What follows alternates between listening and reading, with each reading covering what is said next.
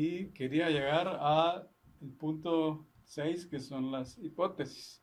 Entonces, una vez que uno tiene los objetivos, pues llega el momento de plantearse las hipótesis. Y las hipótesis, pues son enunciados sobre suposiciones que nosotros tenemos, ¿verdad? O sea, lo que pensamos que pueda suceder, ya sea en las relaciones de las variables que estamos analizando, ¿verdad? Relaciones directas de una variable con otra y decir pues que hay una relación. Entonces es una suposición que nosotros hacemos, ¿verdad? Eh, Esto nos lleva entonces a que, al igual que los objetivos, surgen del planteamiento del problema y tienen una estrecha relación con ellos, ¿verdad? Con estos objetivos. Eh, entonces vamos a ver que si nosotros queremos enunciar hipótesis fuertes, tenemos que elegir variables pues que sean concretas, ¿verdad? Eh, Algo muy conciso, ¿verdad? Que podamos decir que hay una relación de una con otra, ¿verdad? Eh, y las hipótesis se plantean para ser probadas. A diferencia de los objetivos, ¿verdad? Los objetivos se plantean para ser cumplidos y las hipótesis para ser probadas. Entonces vamos a ver que de acuerdo a la forma en que las podemos enunciar, pues se pueden clasificar de diferentes maneras, ¿verdad? Entonces hay hipótesis de investigación. Desde el punto de vista puramente estadístico, también se pueden plantear hipótesis nulas e hipótesis alternativas. Entonces, ¿cuál es la diferencia entre estas o la complementariedad de estas tres? Es que las hipótesis de investigación son las ideas que tiene el investigador propiamente, ¿verdad? Lo que él piensa que puede suceder y que está interesado en que se pruebe. Y en un proceso puramente estadístico, las hipótesis pueden ser nulas, pueden ser alternativas. Y la hipótesis de investigación puede ser ya sea la nula o la alternativa. Entonces así se complementan las tres. Entonces, ¿cuál es la hipótesis nula? La hipótesis nula es la que niega la relación de las variables que estemos buscando, ¿verdad? Entonces, por ejemplo, un médico puede tener el interés de probar un medicamento para curar una enfermedad, ¿verdad? Entonces, y lo quiere comparar con otro medicamento, por ejemplo, que ya se esté usando, ¿verdad? Y entonces la hipótesis nula lo que hace es negar el efecto que pueda tener ese medicamento en la enfermedad. Entonces, sencillamente se dice el medicamento no va a tener efecto en la enfermedad, ¿verdad? Y entonces la alterna es lo contrario. La alterna se dice que el medicamento va a tener efecto sobre esa enfermedad. Y aunque a veces parece contradictorio, pero la hipótesis de investigación también puede ser la nula, ¿verdad? Porque pudiera ser que nosotros querramos que no haya efecto sobre algo, ¿verdad? Tal vez no para este ejemplo que les estoy dando. Pero en forestería hay un ejemplo bastante claro de cómo el investigador está interesado en que su hipótesis es la nula, ¿verdad? Nosotros usamos para medir la altura de los árboles unos aparatos de fábrica que son bien caros, pero se pueden diseñar algunos en casa, ¿verdad? Algunos artesanales. Y entonces lo que hacemos es comparar las mediciones que hace el artesanal con el de fábrica. Entonces la hipótesis nula dice que no hay diferencia entre los dos aparatos y la alterna dice que sí hay diferencia entre los aparatos. Entonces, en este caso, el investigador está interesado en la hipótesis nula, que no haya diferencia entre los aparatos, ¿verdad? Porque así nosotros podemos usar el artesanal sin necesidad de comprar un aparato caro, ¿verdad? Entonces, ese es un ejemplo en donde estaríamos interesados en apoyar una hipótesis nula. También dice que se pueden clasificar como hipótesis descriptivas principalmente estas se utilizan en el campo social, ¿verdad? No necesariamente establecer relaciones entre variables, pero abajo están las otras, las correlacionales, que es otra forma de decir las nulas y las alternativas de la relación entre dos variables. O hipótesis de diferenciación entre grupos de individuos, por ejemplo.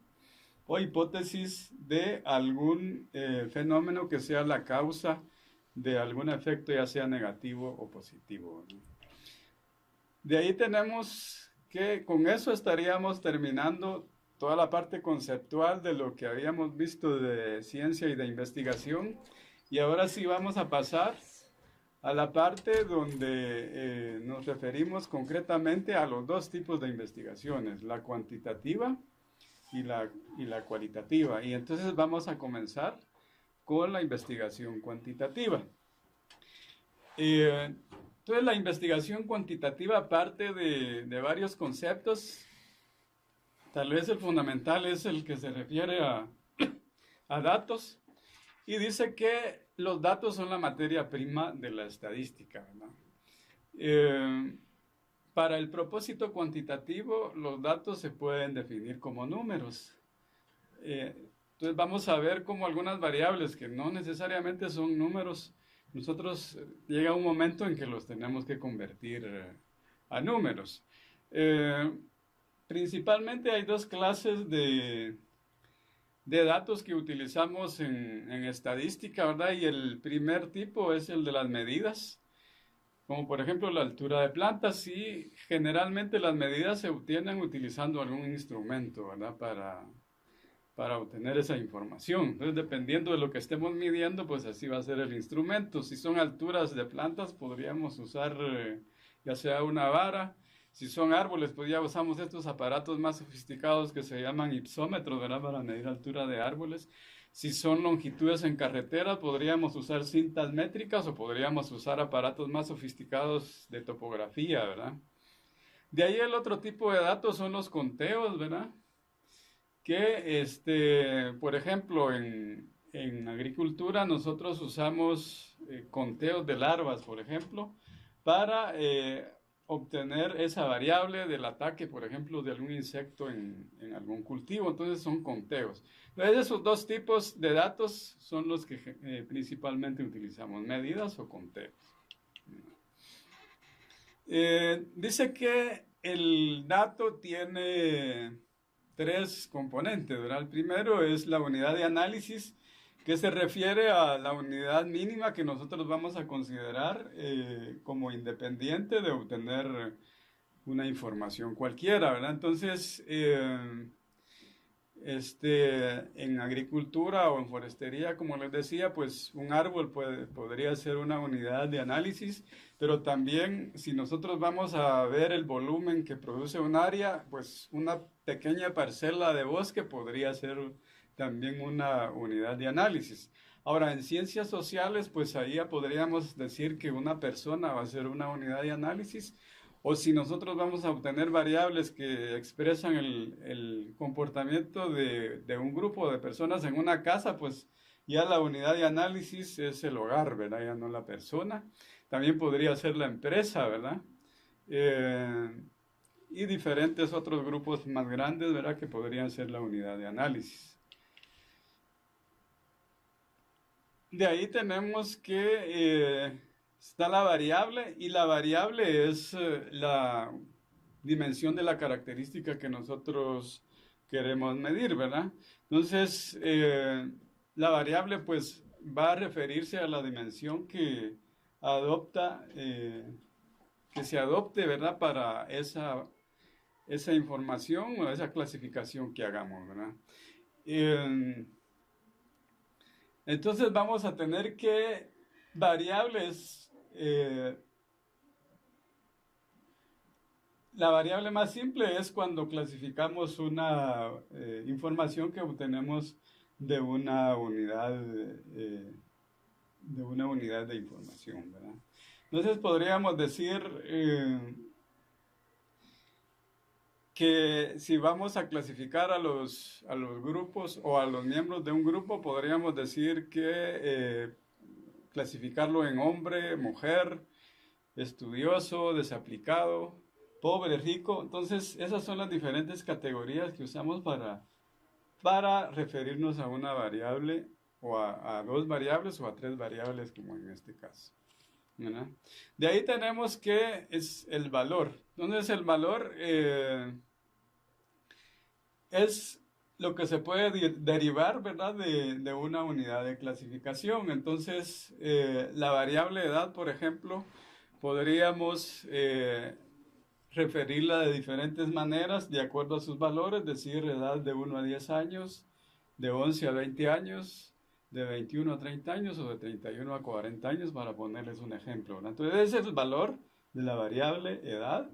¿En qué unidad de clasificación? En una persona, ¿verdad? Que puede ser un niño o en este caso, pues hasta llegar a adultos ya de más de los de mayor edad, ¿verdad?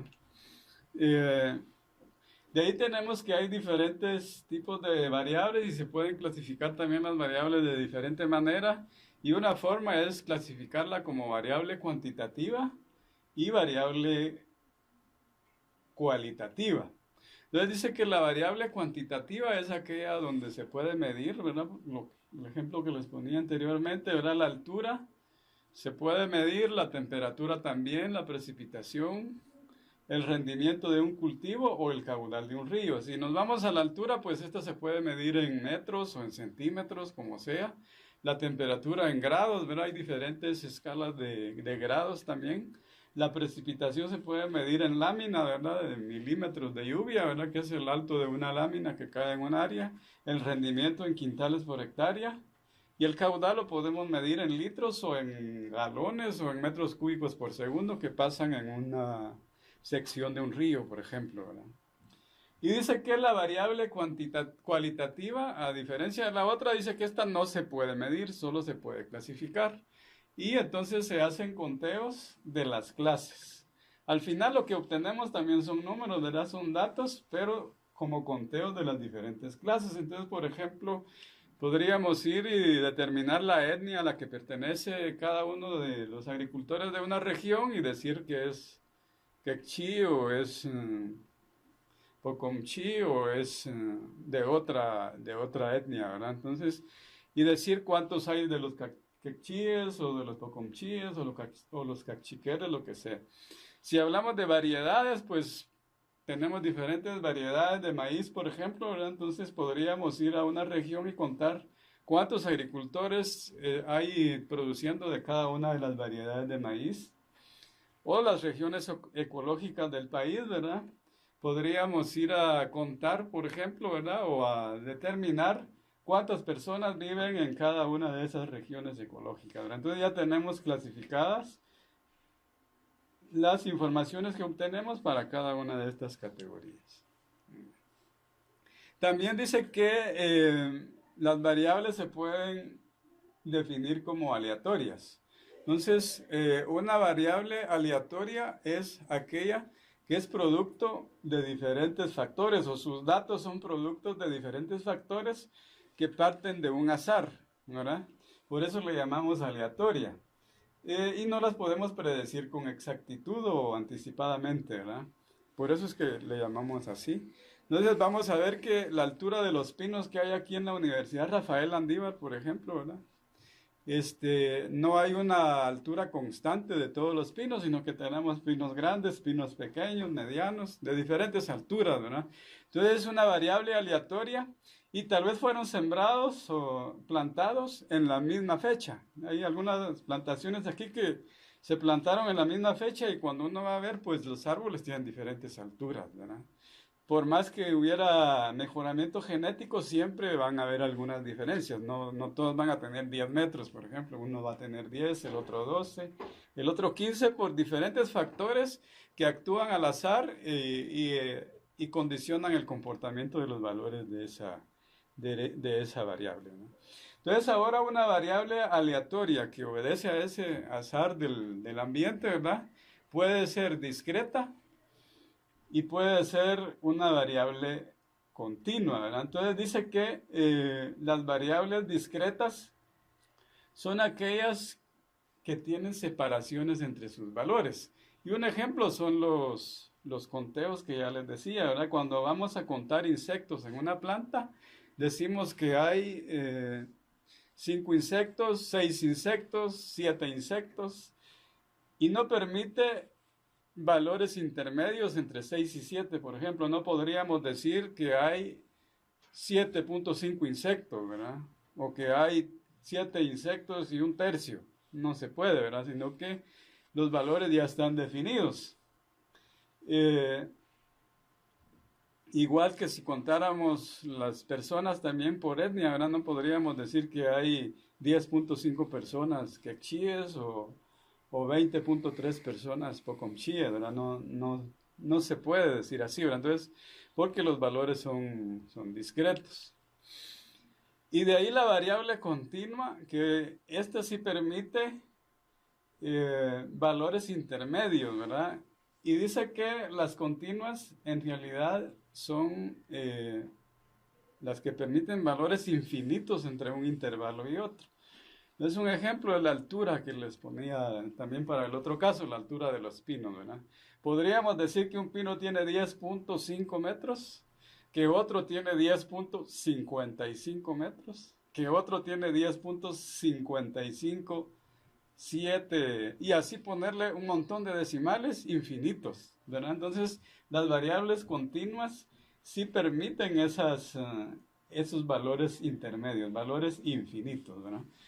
Pero dice que, bueno, y ahí hay ejemplos, ¿verdad? La altura de las plantas, el peso de frutos, el largo de hojas, el caudal de un río, la erosión en toneladas por hectárea del suelo.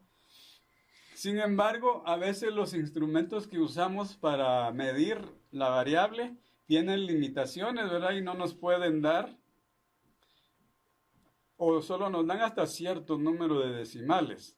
Eso en realidad está convirtiendo a una variable continua en una variable discreta, ¿verdad?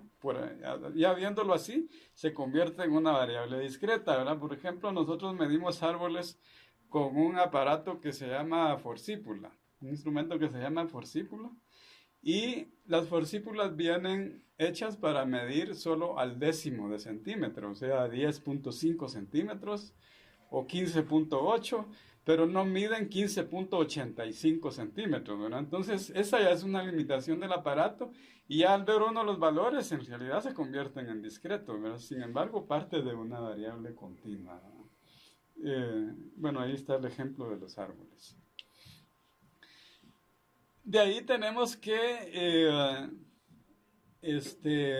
dependiendo de los tipos de variables, se pueden colocar también en escalas de medición. Entonces, ya veíamos, ¿verdad?, que la medición es para las variables, ¿verdad? Pero aquí la vamos a ampliar un poco más también a los conteos para poder meterlas en un solo saco y poder hablar de las escalas de medición.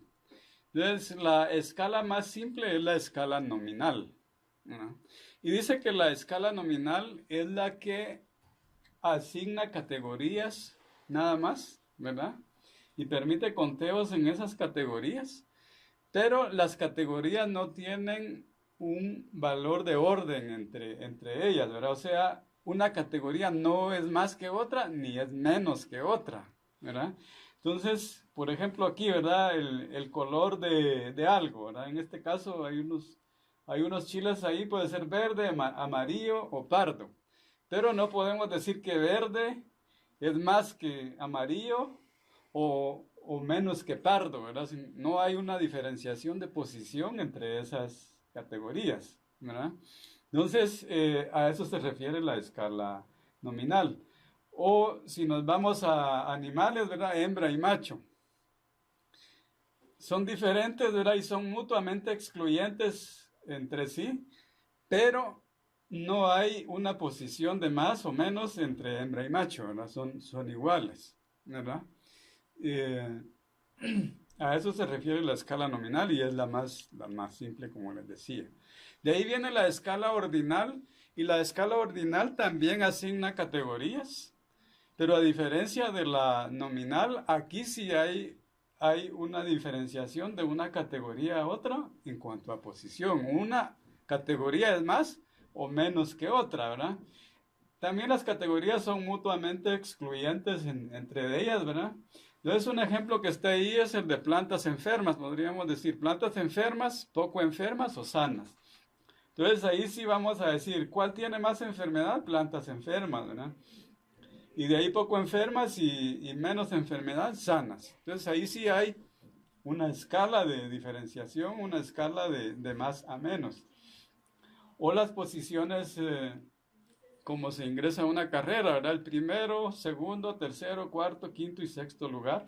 Entonces, sí hay una variación ahí en cuanto a tiempo, ¿verdad? ¿Quién llegó en menor tiempo y después el segundo y el tercero, ¿verdad? Entonces, son ejemplos de variables, de escalas ordinales, ¿verdad? Entonces, sí hay un juicio ahí de posicionamiento. De ahí tenemos la escala de intervalos. Y la escala de intervalos pues es más desarrollada que la nominal y la ordinal que ya vimos, ¿verdad? Y dice que permite comparaciones entre diferentes segmentos de la escala de medición. Como por ejemplo decir 20 y 30 pues es el mismo espacio que hay entre 30 y 40, ¿verdad? Lo único es que la escala de intervalos pone su punto de referencia o su cero en forma arbitraria, no es un cero real, por así decirlo, ¿verdad? Entonces, el ejemplo más claro es el de las temperaturas, ¿verdad? Entonces, si vamos a la escala de grados Celsius, ¿verdad? O centígrados, que se le dice también, vamos a ver que el cero en realidad no indica ausencia de algo, porque es arbitrario, ¿verdad? No podemos decir que el cero es ausencia de temperatura, ¿verdad? O como alguien decía, bueno, en cero no hay frío ni calor, ¿va? Pero porque en realidad no significa eso, no significa ausencia de algo, sino que es un cero arbitrario. Porque si nos vamos al cero del Fahrenheit, pues ya es otra cosa, ¿verdad? Sin embargo, sigue siendo un cero, pero también arbitrario, ¿verdad? Entonces, es el ejemplo claro de la escala de intervalo. De ahí tenemos la escala de razones, que es la más desarrollada también, y al igual que la de intervalos, permite comparaciones entre diferentes segmentos, ¿verdad? De 30 a 40 o de 40 a 50, es el mismo tamaño del intervalo. Lo único es que esta sí tiene un cero real, ¿verdad? Ya no es arbitrario, sino que es un cero real, ¿verdad? Si vamos a altura, pues altura cero significa que tiene cero altura o cero peso, cero libras, ¿verdad? Igual en longitud o en rendimiento, ¿verdad? De una parcela de maíz, cero significa ausencia de rendimiento. En un río, pues si hablamos de que el caudal es cero, pues no está pasando agua, está seco el río, ¿verdad? Entonces, este cero sí es real, ¿verdad? Entonces, esas son las 4 escalas de medición que hay para las variables, ¿verdad? Entonces, vamos a ver que independientemente de la variable, ¿verdad? Podríamos hablar de cuál es el proceso para obtener la información de ellas. Entonces hay dos procesos, ¿verdad? Ya sea no experimental o experimental, ¿verdad? Se diferencian esos dos. La información no experimental a su vez puede ser información primaria e información secundaria. Y de ahí tenemos que la experimental pues es experimental por su naturaleza misma. Entonces vamos a ver que la información no experimental clasificada como primaria es la que obtenemos como investigadores directamente de las unidades de análisis, ¿verdad? O de los objetos de análisis. Y hay información secundaria que es la que nosotros recogemos, ya sean documentos impresos o electrónicos, como sea, de investigaciones que ya fueron hechas. Entonces, sencillamente nos estamos apoyando en esa información para nuestra investigación. Entonces vamos a ver que esta información secundaria ya existe previo a que nos planteemos las hipótesis. Mientras que la primaria, pues esa la generamos después del planteamiento de las hipótesis, ¿verdad?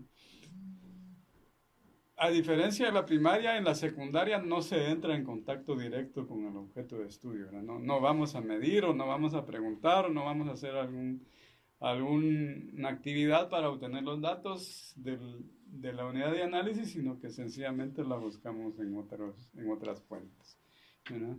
Entonces, por ejemplo, cuando medimos la altura de un niño, estas alturas se miden, por ejemplo, para determinar eh, y junto con otros datos, pues se llega a determinar su situación de desnutrición o su situación nutricional. Entonces se mide la altura de los niños y esto lo podemos hacer midiéndolo directamente en los hogares, ¿verdad? Con instrumentos adecuados como ese que está ahí, ¿verdad? En la foto que se llama tallímetro, ¿verdad? Que es para medir la altura de niños así parados o también pueden medirse longitudes de niños acostados que todavía no se pueden parar, ¿verdad? Niños muy pequeños. Entonces, pero también podríamos ir a obtener la información de esos mismos niños al historial clínico, si es que existe, ¿verdad?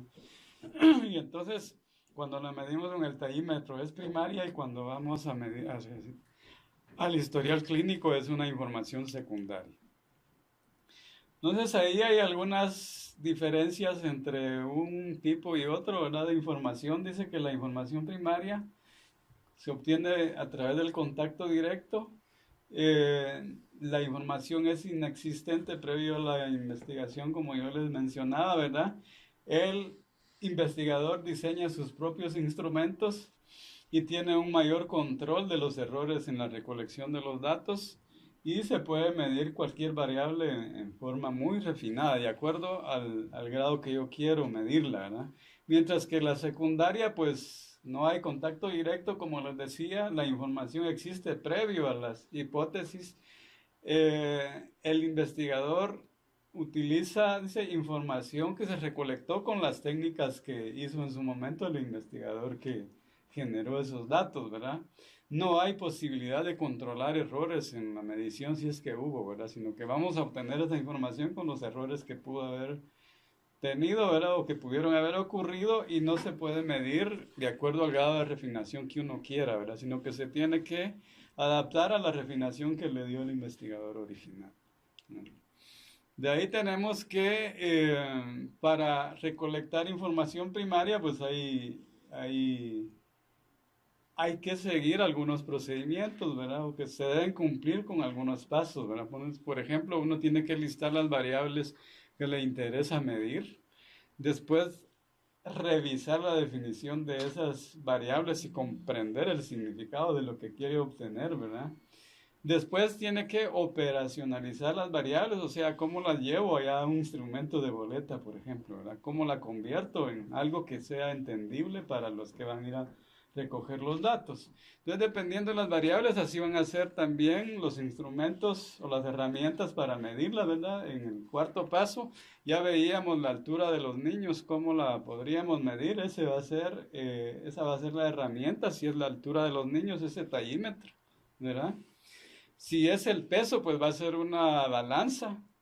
Si es la longitud de los árboles, poniendo de nuevo el ejemplo, pues va a ser ese aparato que les mencionaba, ¿verdad? El ipsómetro. Si es el caudal, pues hay aparatos ya complejos para medir el caudal de un río, ¿verdad? Y así van a ser las herramientas. También si se necesita codificar los datos, pues en el siguiente paso, perdón, tenemos que saber el nivel de medición de las variables, lo que les decía, ¿verdad? Si son variables cuantitativas, ¿a qué decimal lo vamos a llevar? ¿Es posible o no es posible? Y cómo, si son variables cualitativas principalmente, ¿cómo vamos a codificar esas variables? Si es mujer, vamos a ponerle 0 o le vamos a poner 1, o si es hombre, le vamos a poner 0 o le vamos a poner 1. O le vamos a usar la H o la M, ¿cómo vamos a codificar las diferentes variables? Después tenemos que hacer una prueba piloto para probar si están entendibles nuestras clasificaciones y el entendimiento de las variables para hacer los ajustes y modificar el instrumento. Entonces esos son los pasos que vamos a seguir. Independientemente del tipo de variables y cómo las hayamos codificado, pues hay diferentes instrumentos para levantar la información primaria y principalmente tenemos las entrevistas y las encuestas, ¿verdad? Esos dos. Y entonces vamos a ver que la entrevista puede ser entendida como una conversación que establecemos con las personas que nos van a dar los datos, ¿verdad? Entonces, vamos a ver que esta persona es la que va a estar sujeta a la indagación que nosotros podamos estar haciendo, ¿verdad? Entonces, hay diferentes tipos de entrevistas, desde la estructurada o la no estructurada, ¿verdad? Cuando hablamos de la estructurada, pues las preguntas ya están establecidas y uno sigue un orden para irlas haciendo al entrevistado, ¿verdad? Mientras que la no estructurada, pues sencillamente nosotros vamos preguntando de acuerdo al interés que tenemos como investigadores, ¿verdad? Entonces, y de ahí vamos que con la encuesta, pues lo que permite una encuesta es obtener un volumen mucho mayor de información que propiamente con las entrevistas, o bueno, dependiendo cómo lo hayamos diseñado. Vamos a ver que está más que todo diseñada para poder aplicarlo a muestras, ¿verdad? Ya procesos de muestreo, ¿verdad? Y puede tener preguntas cerradas o abiertas. Entonces vamos a ver que en una entrevista, perdón, en una encuesta que tiene preguntas abiertas, hay ciertas características que la diferencian de preguntas cerradas, ¿verdad? En la pregunta abierta, pues el individuo o el investigador, ¿verdad? Organiza y expresa la persona que estamos entrevistando o encuestando, pues ellos organizan la información de acuerdo con sus propias palabras. Son más cortas, ¿verdad? Y tienen menos confiabilidad y validez que las preguntas cerradas, ¿verdad? Y el investigador utiliza la mayor parte de su tiempo escribiendo o pensando, ¿verdad? Y la calidad depende de la habilidad de este investigador. Son relativamente fáciles de hacer, ¿verdad? Porque son preguntas abiertas. La tabulación de las respuestas varía de acuerdo a los correctores que hayamos definido, ¿verdad? Y está más expuesta a la manipulación, dice, del investigador. Entonces vamos a ver que cuando son así abiertas, pues uno de acuerdo a lo que escribió después le da la interpretación a la información, entonces se presta a una mayor manipulación. Y en la pregunta cerrada, pues es todo lo contrario de lo que les estaba diciendo, ¿verdad? Entonces el individuo elige la respuesta entre varias alternativas, son más largas, ¿verdad?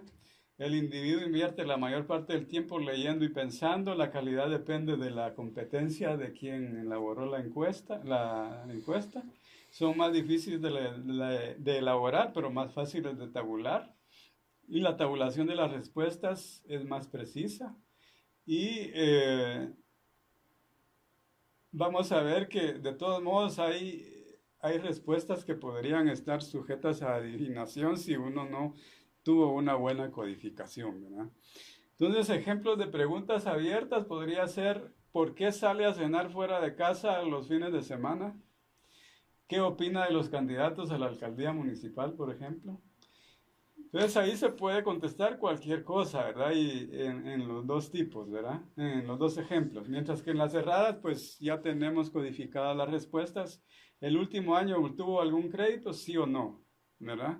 O podría haber una tercera, ¿verdad?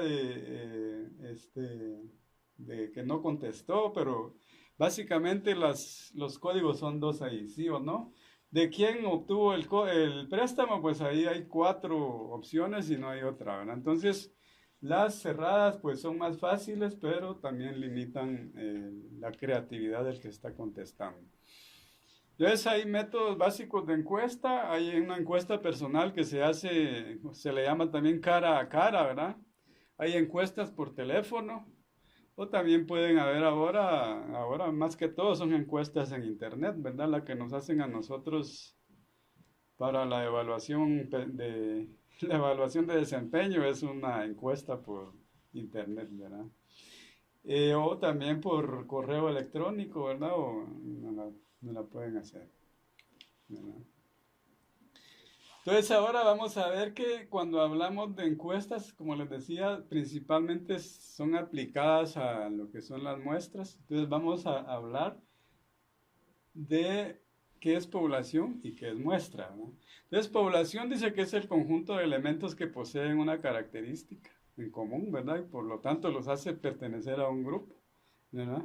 Eh, y este se convierte en el grupo de referencia. Entonces vamos a ver que sobre ese grupo es que se va a desarrollar la investigación o el estudio.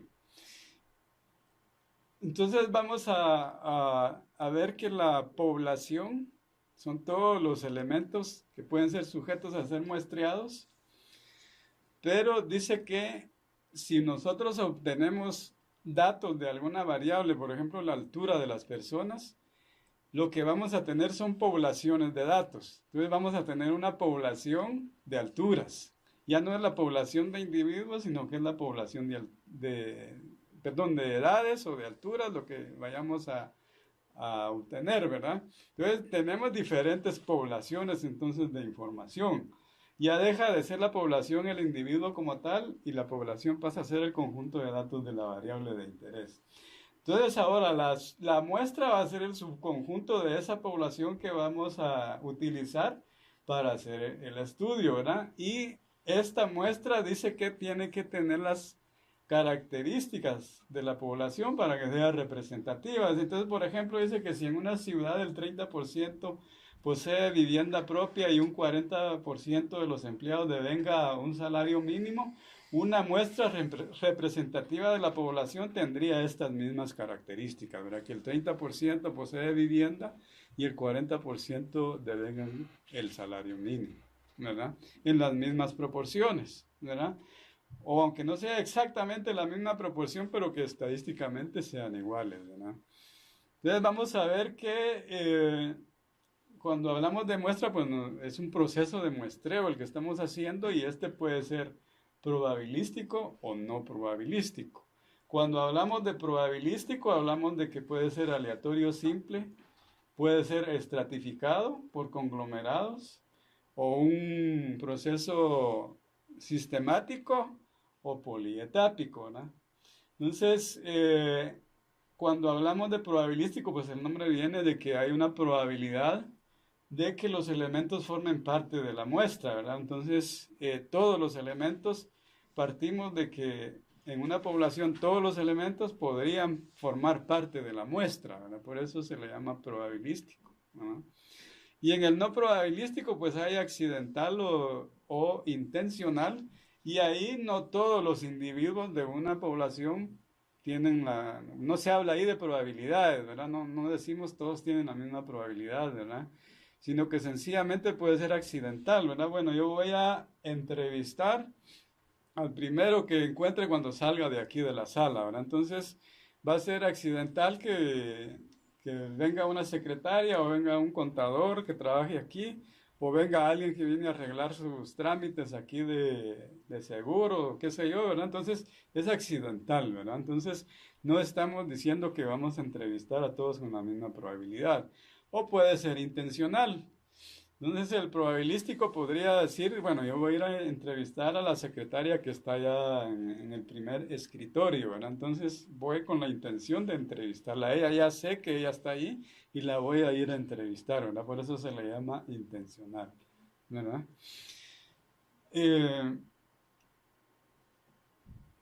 ¿Cuál es la utilidad de uno y otro? Pues el probabilístico es que podemos hacer inferencias sobre la población de la cual la muestra es representativa, ¿verdad? Mientras que el no probabilístico no podemos hacer inferencias así exactas, ¿verdad? Sí podemos decir qué está ocurriendo en una población, pero las inferencias dejan de ser exactas, ¿verdad? Ya no podemos decir que hay un error de muestreo o algo, ¿verdad? Porque no fue diseñado así. Entonces, vamos a ver que cuando hablamos de muestra, tenemos que decir que esta nos va a ayudar a tener información sobre los parámetros de la población. ¿Y cuáles son los parámetros más comunes de una población? Hablar de la media, ese símbolo que está ahí, ¿verdad? De mu.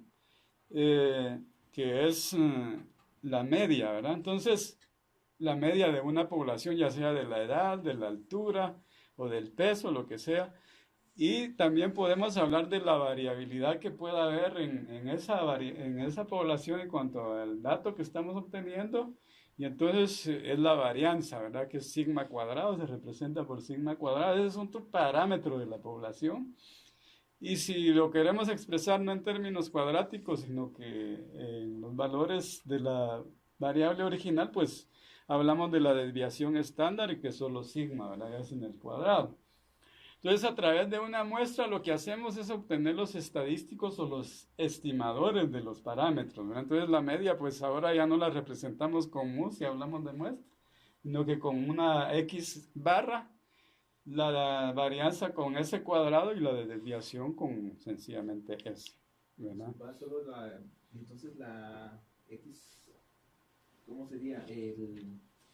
Los parámetros de la población son la media, Sí, ¿verdad? Y el estadístico que nosotros obtenemos sería la media muestral. la media La muestral. media muestral. Ajá, media La otra es media poblacional y el de la muestra es media muestral. Ajá, y la ¿Verdad? varianza, igual Sí, varianza igual muestral. varianza poblacional y varianza muestral. ¿Verdad? Ok. Y entonces cuando les decía que habían dos tipos de muestreos, no es esto que les estoy poniendo aquí, aplica para el muestreo probabilístico, el intervalo de confianza, ¿verdad? Cuando tenemos una muestra, pues lo que obtenemos es la media muestral, les decía, ¿verdad? Eh, y que es esta X barra que está aquí, ¿no? Y entonces nosotros establecemos un intervalo de confianza con un límite inferior y un límite superior, en el cual vamos a decir con cierto grado de confianza que ahí se encuentra el valor del parámetro poblacional, en este caso la media poblacional, ¿verdad? Entonces esperaríamos que aquí dentro de estos dos valores esté la media poblacional con ¿cuánto de confianza? Pues de acuerdo a las fórmulas que se utilicen podemos decir con el 95% de confianza, ¿verdad? Entonces, con el 95% de confianza decimos que la media poblacional está entre este y este valor, ¿sí? Silva, cuando uno hace un muestreo, tiene que obtener por ejemplo, un valor o sea, ¿cómo? Vamos a ver si puedo ordenar mis ideas. Antes de que uno hace un muestreo, tiene que saber la cantidad del esfuerzo necesario para que esa muestra que uno tuvo sea representativa de la población, Sí. ¿verdad? Entonces, ¿cómo ese proceso es antes que es antes o es después o Después de... cómo se establece ese esfuerzo? Ah, ya. Ajá. Bueno, tal vez cuando, no sé si puse las fórmulas de tamaño de muestra, pero tal vez solo termino de explicarles eso y de ahí atendemos la inquietud, ¿verdad? Para hacerlo más fácil. Bueno, entonces, el espacio que hay entre el valor de la media, en este caso la media muestral, y el límite superior, por ejemplo, es a lo que le llamamos error de muestreo. Y es el mismo que está de la media hacia el límite inferior, hacia abajo. Es tanto aquí está el error de muestreo como aquí, ¿verdad?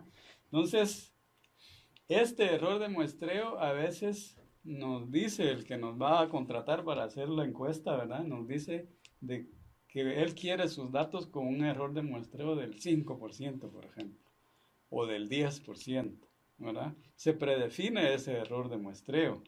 Entre más pequeño, como vamos a ver bueno, aquí está abajo la ecuación. Entre más pequeño es este error, la muestra tiene que ser más grande, ¿verdad? Como vamos a ver en la ecuación. Entonces, vamos a ver que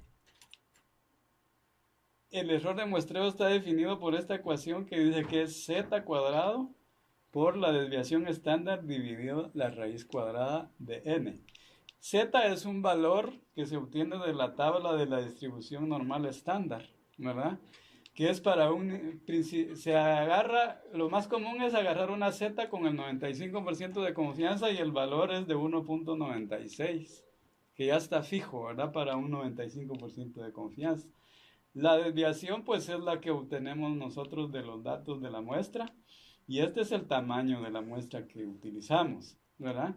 Entonces vamos a ver que como la n está aquí abajo, ¿verdad? Está dividiendo, ¿verdad? Esto significa que con una n más pequeña el error de muestreo va a ser más grande, ¿verdad? Entonces, si nosotros vamos aumentando el n, este error va a ir disminuyendo, ¿verdad? ¿Hasta dónde tendríamos que llegar para que este error fuera cero? ¿A qué valor de n tendríamos que llegar para que este valor del error de muestreo fuera cero? Al tamaño de la población, ¿verdad? Entonces, cuando tenemos un censo, por ejemplo, ya este n se convierte en n mayúscula, que es el tamaño de la población, ¿verdad? Y entonces ahí ya pierde cabida el error de muestreo. El error es cero, ¿verdad? Porque ya es un censo.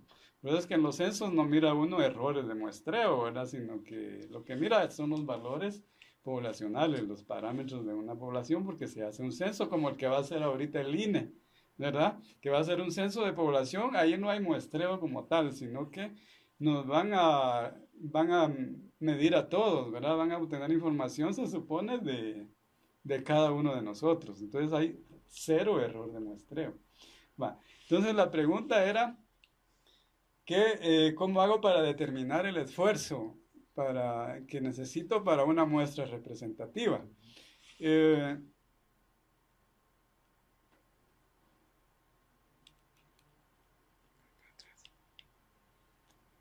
Bueno, ya no puse la otra ecuación, pero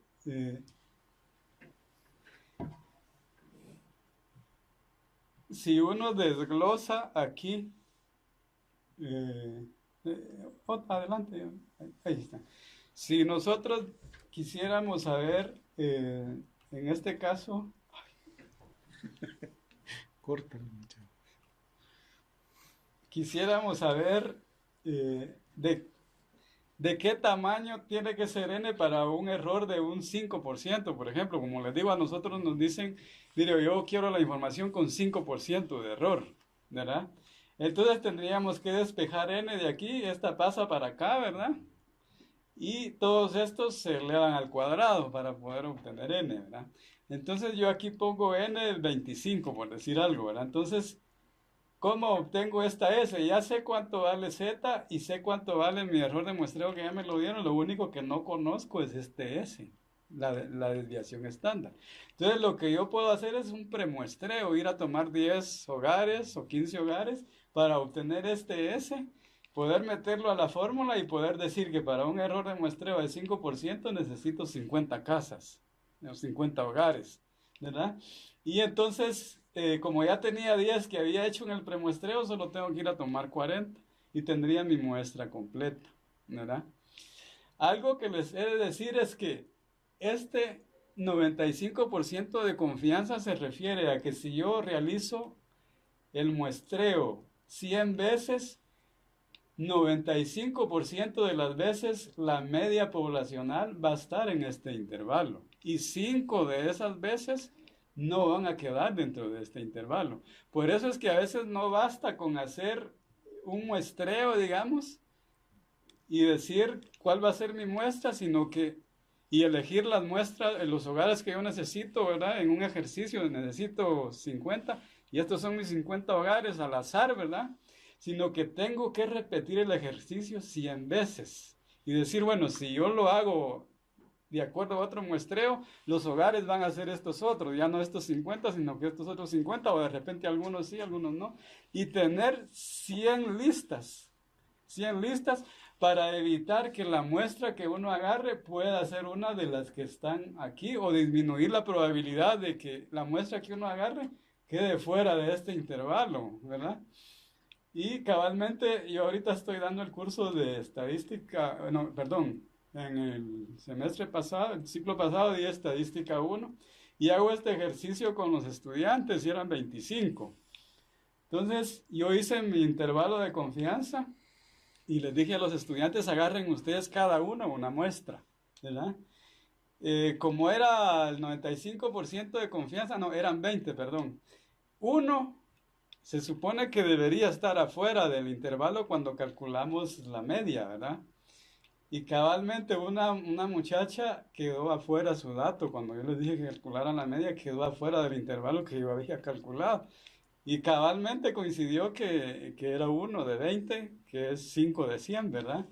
El que quedó afuera, ¿verdad? Entonces ella cuando quería después calcular su tamaño de muestra, le salía que solo tenía que ir a tomar otro hogar y a todos los demás que tenían que ir a tomar 20 hogares y 25. Y ella me decía, ¿por qué? Yo solo uno y los demás tienen que ir a tomar 20 y 25 y yo solo uno. Cuando nos pusimos a ver sus datos cabal, su muestra había quedado afuera del intervalo, ¿verdad? Y ahí comprobamos que entonces se cumple esto, ¿verdad? De que si uno hace el muestreo 100 veces, 5 de las veces van a caer aquí. Entonces uno cuando diseña su muestra hay que repetir el muestreo 100 veces y de esas 100 agarrar una al azar para disminuir la probabilidad de que una muestra inadecuada vaya a ser la que uno va a levantar al campo, ¿verdad? Ujú. Bueno, entonces, no sé si con eso estamos... Cafecito.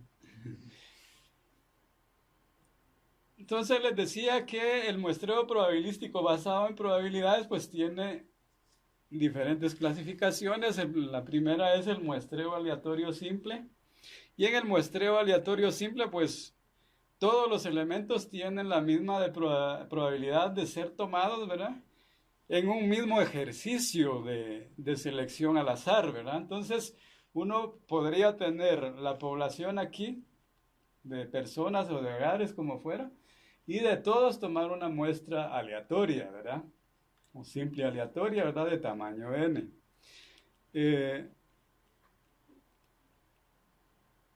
Pero de ahí tenemos que hay un muestreo estratificado y uno lo puede establecer por diferentes razones. Primero, porque quiere información representativa de diferentes grupos que uno considera que son diferentes entre sí por algunas características. Y uno les llama estratos, los separa, y les dice estrato 1, estrato 2 y estrato 3.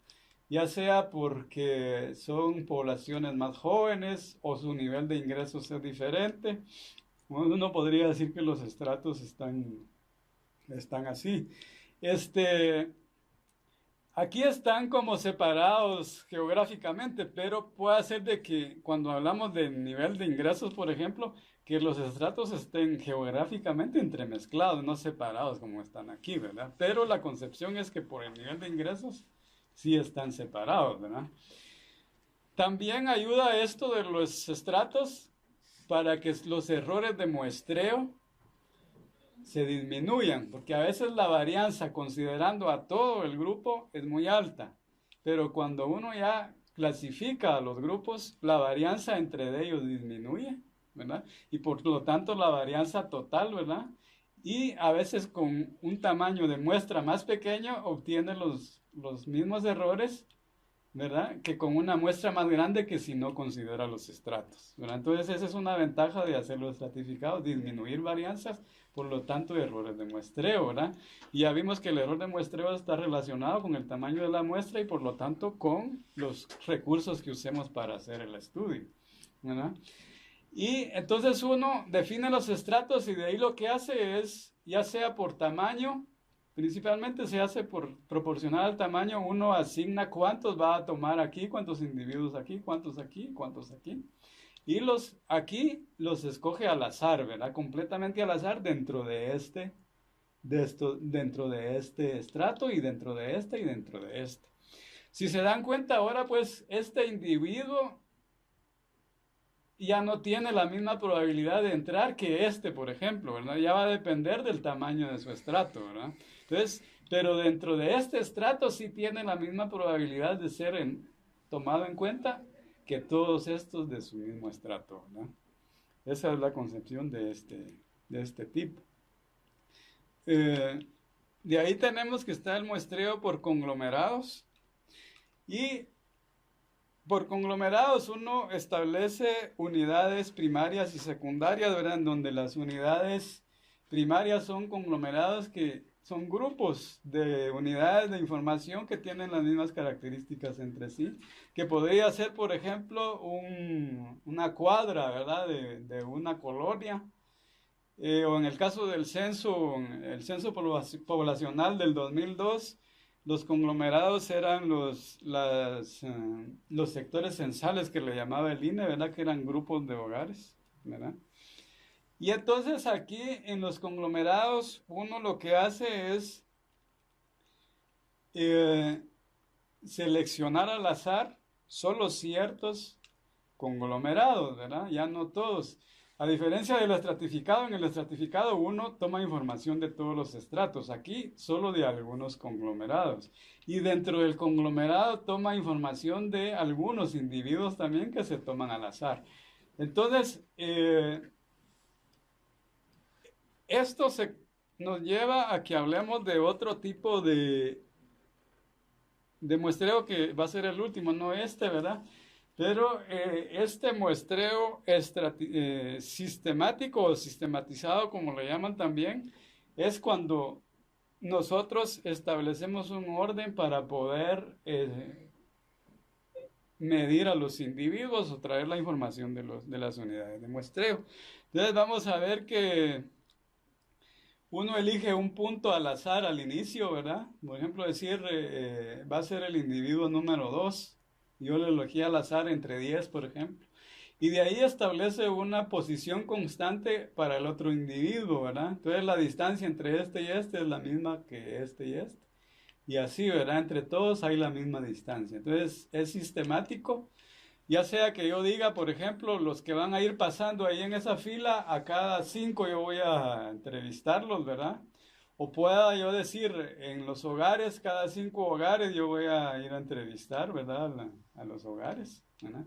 Hay diferentes formas de sistematizar ese tipo de muestreo, ¿verdad?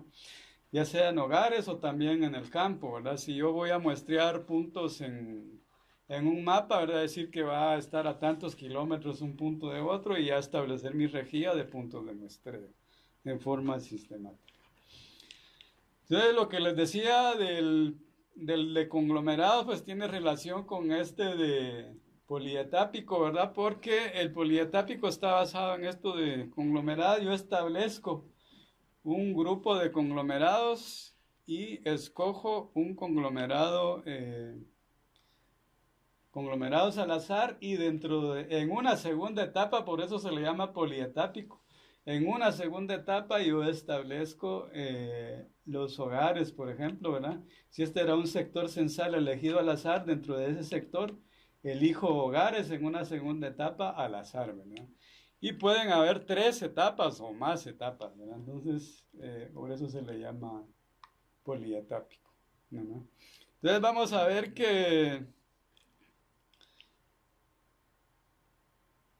les voy a mostrar un ejemplo de estratificado en conglomerados en 2 etapas, que fue un estudio que nosotros hicimos en el Altiplano Occidental para un proyecto de A&D, para evaluar el proyecto del programa del Altiplano Occidental, ¿verdad?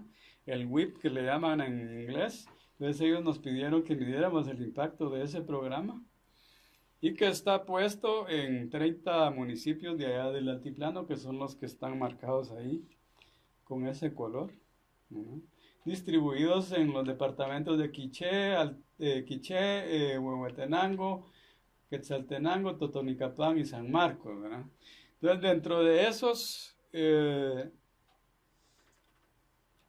dentro de esos municipios, nosotros seleccionamos conglomerados, que eran los sectores censales, ¿verdad? Que el INE tenía para esos municipios.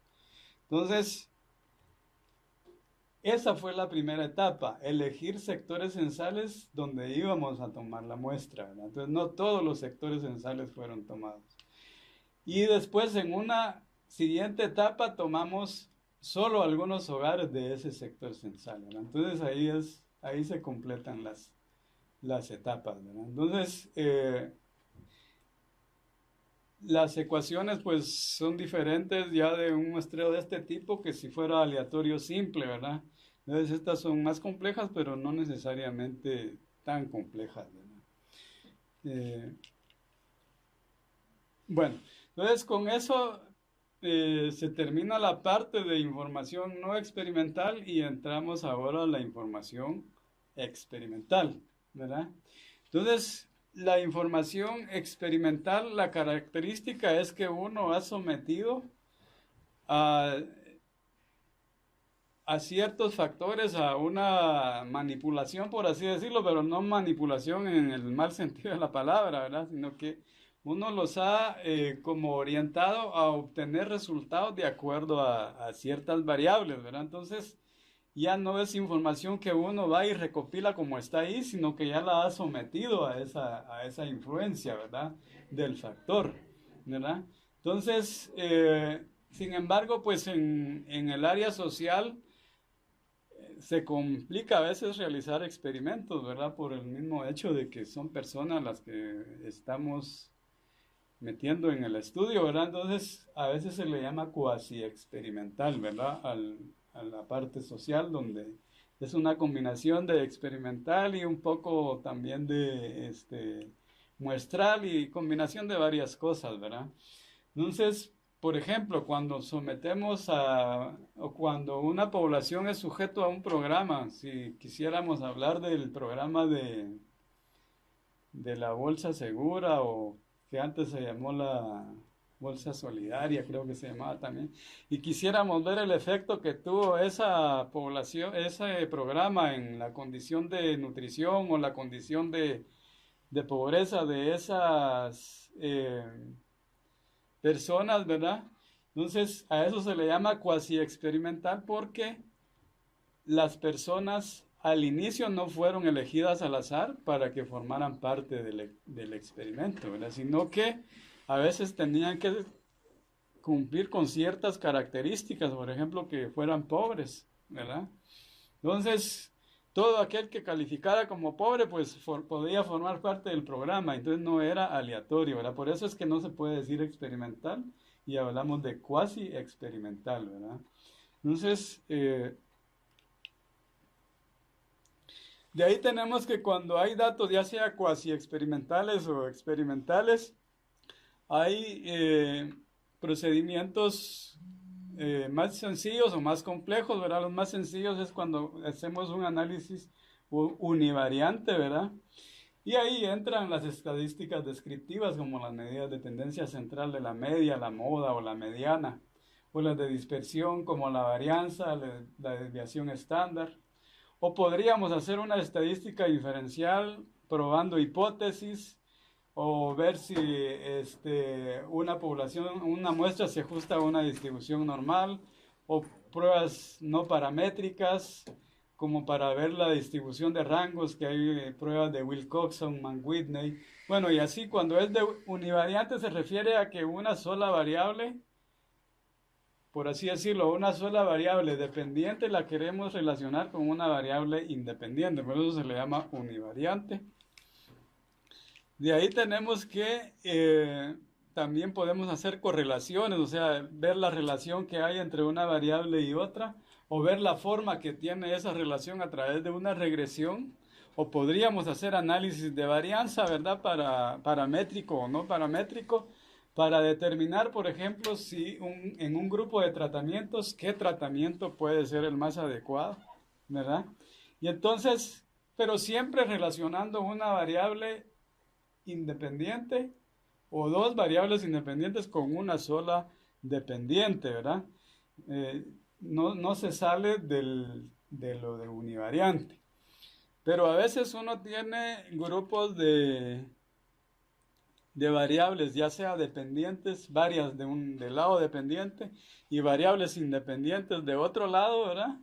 Y entonces ahí ya el análisis se hace un poco más complejo y hablamos de análisis multivariante. Entonces, por ejemplo, la regresión múltiple es un análisis multivariante, la correlación canónica. También hay análisis de varianza multivariante, ¿verdad? O conglomerados o de componentes principales o factoriales, ¿verdad? Ya ver los detalles de cada uno, pues si alguien está interesado, después podríamos verlo, ¿verdad? Pero hay diferentes maneras y diferentes objetivos que podemos cumplir con esos análisis. Por ejemplo, el de regresión, tener una variable dependiente, ¿verdad? Y ver cómo se comporta de acuerdo a diferentes variables independientes, ¿verdad? Cuando hablo de independientes son las variables que nosotros sometemos a manipulación y que el efecto lo vamos a medir en la dependiente, ¿verdad? Entonces, por ejemplo, en agricultura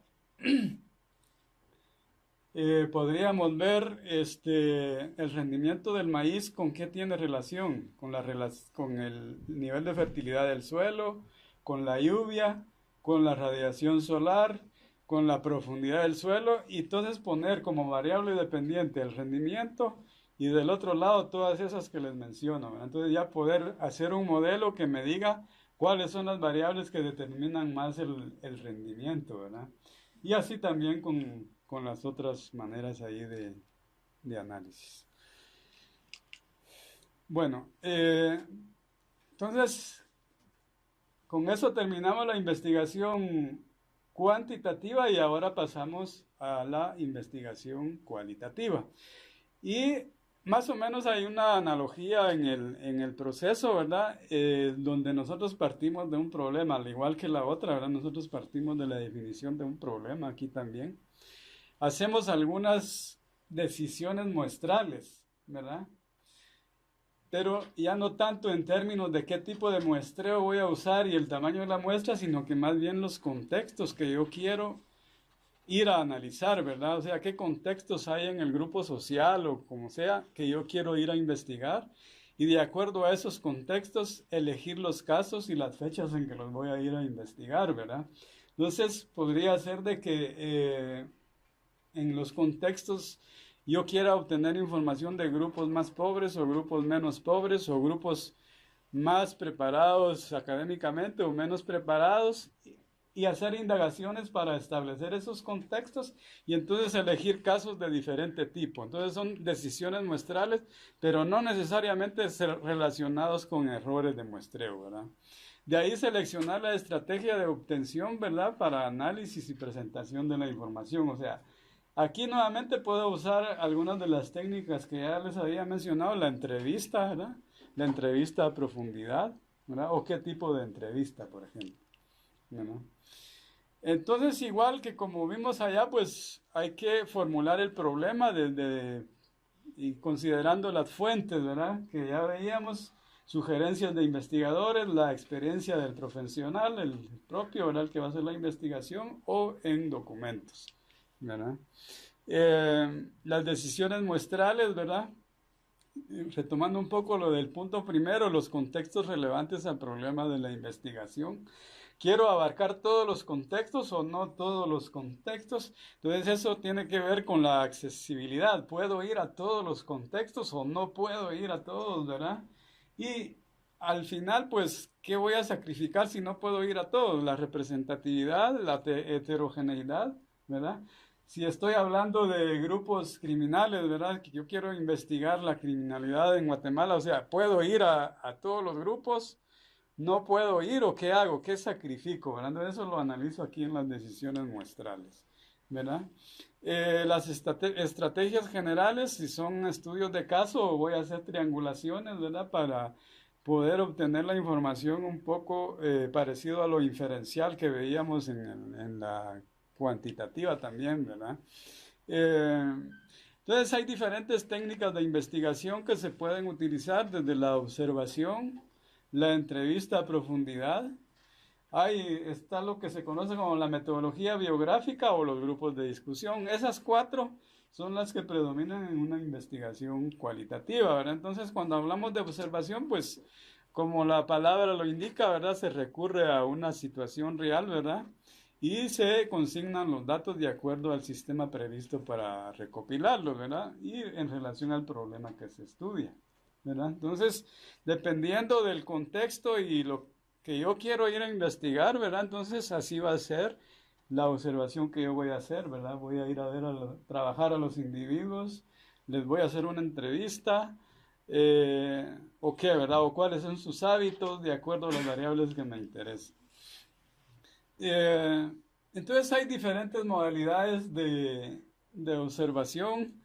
La observación participante, la no participante, la estructurada, la no estructurada, la individual, la colectiva o la de campo o la etnográfica que se le llama también. Entonces están como clasificadas una con la otra. Por ejemplo, el participante contrapuesta a la no participante, ¿verdad? Entonces, cuando hablamos de la participante es cuando el investigador se involucra directamente en el grupo que está estudiando, ¿verdad?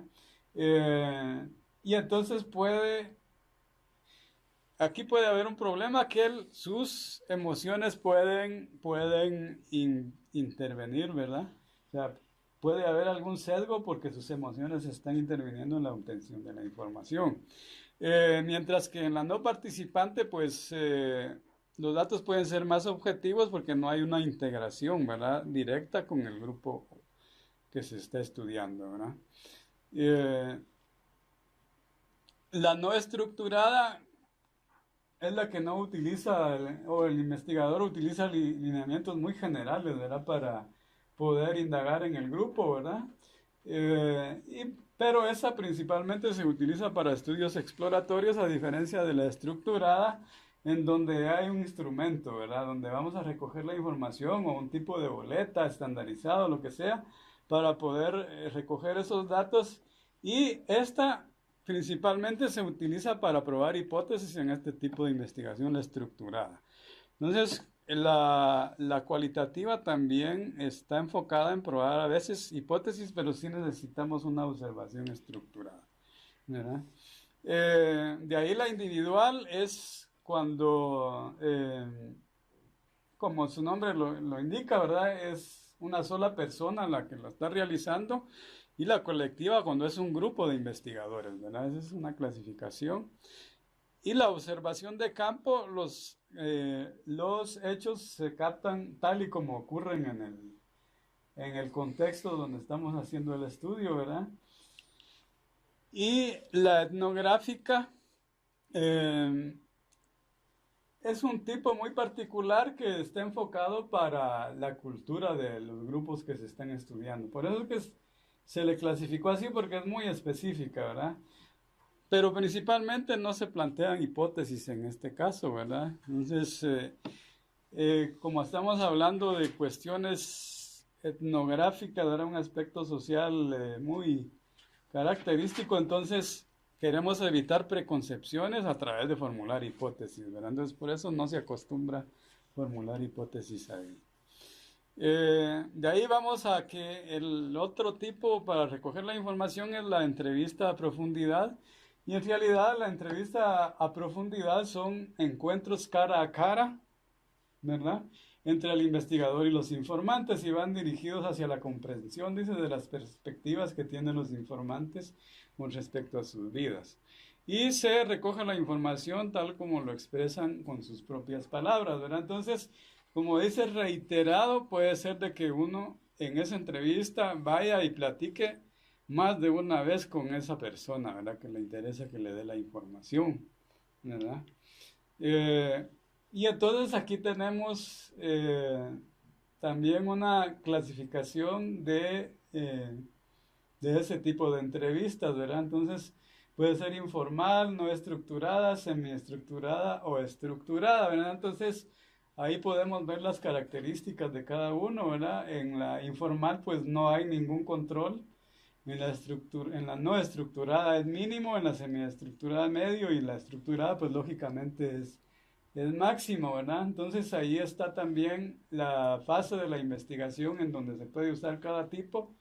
Al inicio del trabajo, la informal, ¿verdad? Y la no estructurada, no tenemos algún plan, pero no es necesariamente al inicio, ¿verdad?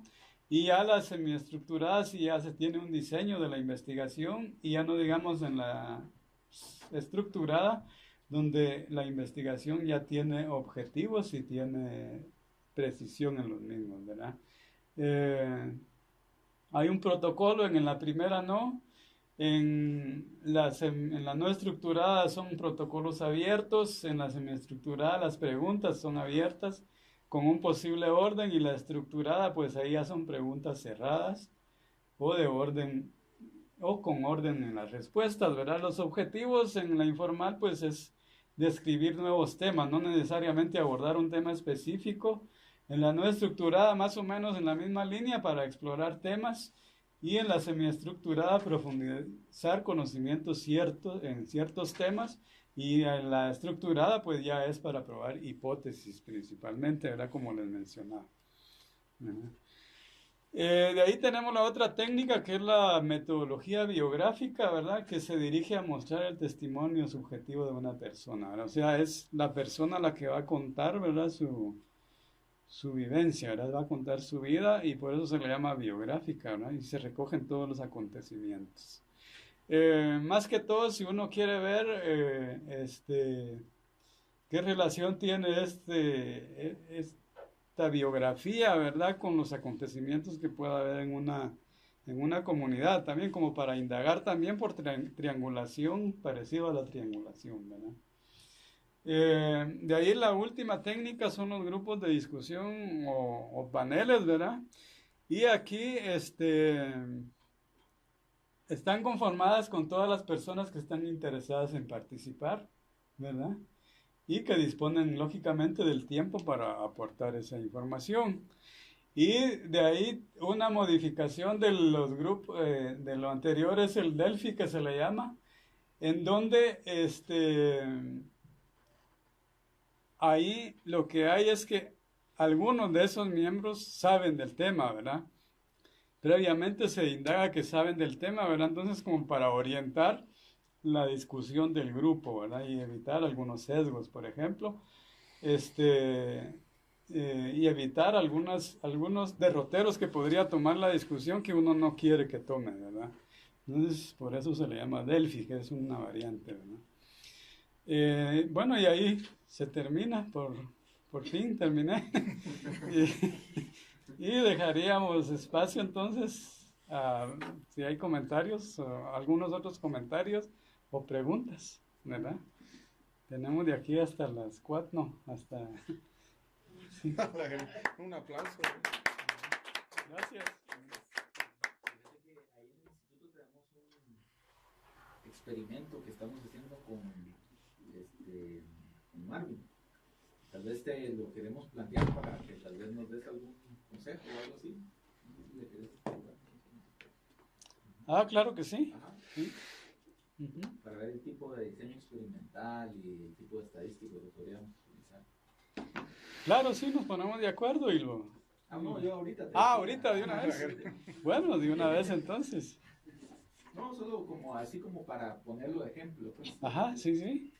Sí. Pues son dos experimentos básicamente. El primero es, lo que queremos ver es la biodegradabilidad de unos plásticos.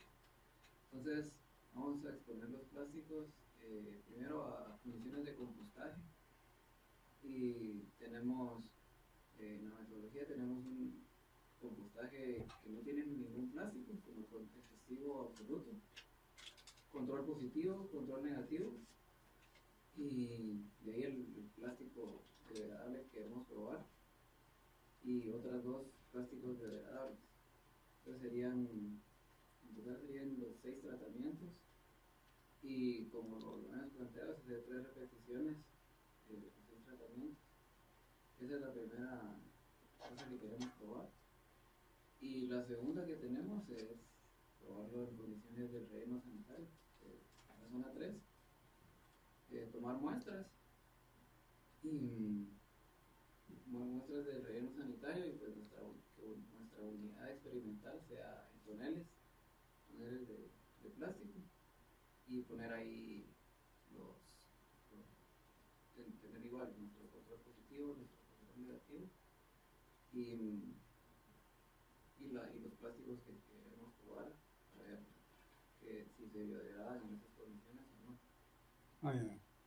O sea, básicamente lo que aquel va a probar es el consumo de carbono en el primer experimento se va a evaluar el consumo de carbono de los organismos que están dentro del medio de compostaje, ¿verdad? Entonces, para probar el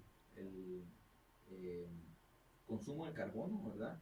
Se van a utilizar unos reactores donde se va a inyectar aire sin dióxido de carbono, o sea, aire limpio, ¿verdad? Y entonces se va a medir el carbono en estos 6 tratamientos, ¿verdad? Que uno sería solo el compostaje sin ningún tipo de plástico ni nada como testigo. Luego en el otro va a llevar una muestra del plástico biodegradable. En otras muestras vamos a poner un plástico normal para ver, o sea, supuestamente el plástico normal no se tendría que degradar, ¿verdad? Y otros 2 tipos de plásticos biodegradables que están en el mercado. Entonces, en teoría tendríamos que ver, o sea, la hipótesis sería que los plásticos biodegradables van a ser materia prima para los microorganismos y estos se los van a comer y van a producir dióxido de carbono de ese proceso, ¿verdad? De esa reacción. Y entonces, por lo tanto, tendríamos que observar un incremento en carbono. En el dióxido, en el dióxido de carbono, ¿verdad? Entonces tendríamos 6, que serían 6 tratamientos iniciales con sus réplicas, ¿verdad? Ajá. Entonces queríamos ver qué estadísticos sugerimos de... Vamos a ver, solo para estar bien claro. En el primero, donde solo hay compostaje, ahí se supondría que hay más carbono, o cómo van a diferenciarlo de lo que cuando le pongan plástico, digamos, sí, biodegradable. Digamos, lo que vamos a hacer es comparar, digamos, vamos a tomar la producción de carbono del que solo tiene el compostaje y luego la producción de carbono de los que ya tienen algún material que sea de plástico biodegradable o de no biodegradable. Entonces, digamos que la producción de carbono de compostaje sea 5. Se tendría que asumir que el que es biodegradable, como va a ser un aporte extra de carbono para los microorganismos, que el que tiene el plástico biodegradable de carbono va a producir 7, digamos.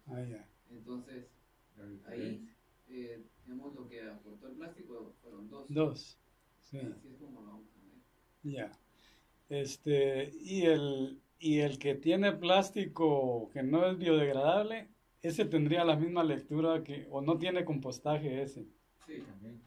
Ese debería tener la misma lectura que el que solo tiene compostaje. Exacto. ¿Verdad? Así es. Y entonces, digamos que el de compostaje es el control absoluto, por así decirlo. De ahí tienen un positivo, me dijeron, ¿ese cuál es? Ese con celulosa. Celulosa. ¿Y el negativo? De polietileno. El de celulosa va a tener también más carbono que el solo compostaje, ¿verdad? El otro de polietileno tendría igual. Igual al compostaje sí, porque no, sí, pues, supone que no es materia prima, digamos. Y de ahí los 2 biodegradables o 3 biodegradables. 3 biodegradables. Para completar los 6 tratamientos. ¿Ahí cuál va a ser la unidad experimental? ¿También el tonel? No, eso va a ser en laboratorio. En laboratorio. ¿Y cuál va a ser la unidad? ¿Una caja de Petri o...? Un reactor, un beaker. Un beaker. Un beaker. Sí, pues. Sí. Pues ahí, como es a nivel de laboratorio y todos los beakers van a ser igual, digamos, el mismo tamaño y todo. Entonces es un diseño completamente al azar, ¿verdad? Podemos usar un diseño completamente al azar, ¿verdad? Y el estadístico que vamos a usar, el carbono se mide, es una variable cuantitativa, ¿verdad? Que va a ser ¿qué? En miligramos ¿verdad? es cuantitativa. Entonces podemos usar el estadístico de F de Fisher, ¿verdad? Para determinar si alguno de los tratamientos es diferente, ¿verdad? O cuáles son iguales y comprobar nuestras hipótesis, ¿verdad? Y después si alguno resultare, o si resulta que hay diferencias, por ejemplo en los dos plásticos ya aplicar una prueba múltiple de medias, ¿verdad? Para ver cuál de los tratamientos es más alto, ¿verdad? Entonces son dos procedimientos, uno el análisis de varianza con F de Fisher y el otro la prueba múltiple de medias, ¿verdad? En un diseño completamente al azar, ¿verdad? ¿Cuántas repeticiones? Tendríamos que hacer un análisis, como son seis tratamientos, ¿verdad? Entonces, podríamos usar, no sé qué cantidad, entre más repeticiones hayan, mejor, ¿sí? Es que estamos siguiendo un estándar para evaluar biodegradabilidad y el estándar creo que son, dice 3, ¿va? El estándar son 3 repeticiones, pero el estándar son 4 tratamientos. En este caso tienen 6.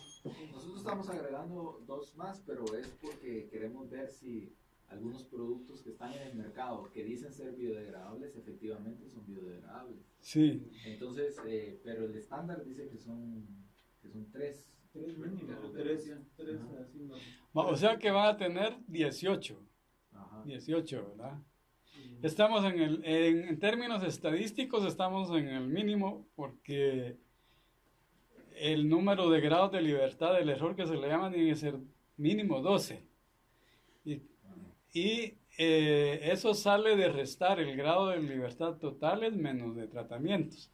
Cuando hablo de grados de libertad, se le resta 1 a cada cosa, ¿verdad? Entonces, el grado de libertad totales son 17, ¿verdad? Que son 18 unidades experimentales, y de tratamiento son 5.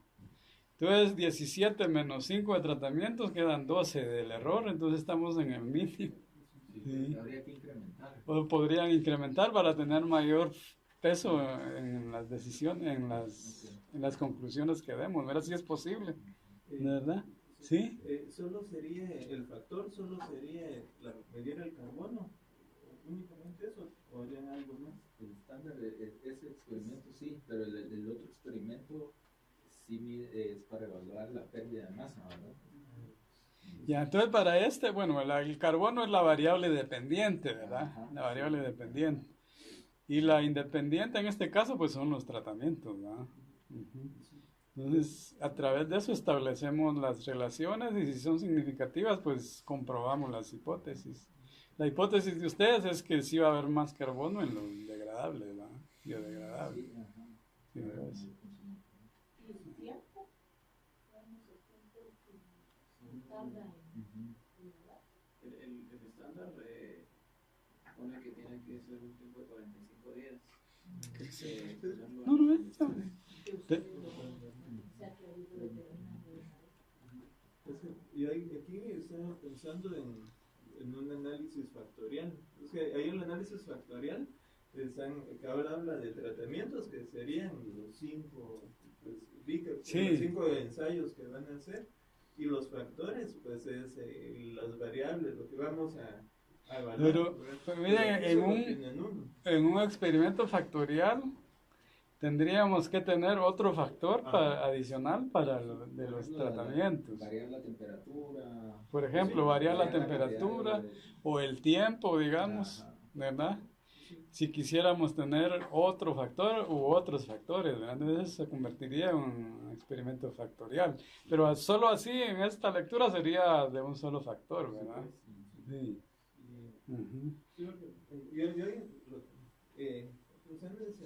También un análisis de varianza. Sí, la F de Fisher es para análisis de varianza. La F de Fisher lo que hace es, como hay una varianza total, ¿verdad? Y hay una varianza que se debe a los tratamientos y otra varianza que se debe a otros factores ambientales, ¿verdad? Entonces F de Fisher lo que hace es comparar la varianza de tratamientos con respecto a la varianza del error, ¿verdad? O la varianza debida a otros factores, que se le llama la varianza del error. Si la varianza de los tratamientos es mayor que la del error, Entonces quiere decir que alguno de los tratamientos está causando varianza, ¿verdad? Si no logra superar esa varianza, la varianza ambiental, entonces no podemos hablar de que algún tratamiento esté causando diferencia, ¿va? Ujú. Esa es la F de Fisher, ¿sí? Solo una pregunta, si usaran ANOVA, no pudieran decir cuál de los tratamientos, si decimos que es diferente, no vamos a poder saber cuál de los No, y entonces por eso es que usamos la prueba múltiple de medias adicional. Entonces la prueba, que hay varias, ¿verdad? La prueba de Tukey o la prueba de Duncan. Entonces esa sí nos dice cuál es el tratamiento más alto, ¿verdad? O el más bajo, ¿verdad? Hace una clasificación de los tratamientos y nos los pone así, por grupos o individuales, dependiendo cómo estén relacionados entre ellos, ¿verdad? Pudiera ser de que nos salga, o esperaríamos, ¿verdad?, que salga igual el del compostaje con el del polietileno y el plástico no degradable, supondríamos, ¿verdad? Ya de antemano vamos a decir que esos tres van a salir en un solo grupo, ¿verdad? Y que tal vez los otros salgan más altos en un solo grupo y diferenciados entre ellos, por decir algo, ¿verdad? Y va a depender de cómo sea el comportamiento, ¿verdad? Entonces eso ya nos lo dice un análisis adicional, ¿verdad? Pero yo lo que pensaría es quizás solo usar un control. O sea, no entiendo por qué usar varios controles.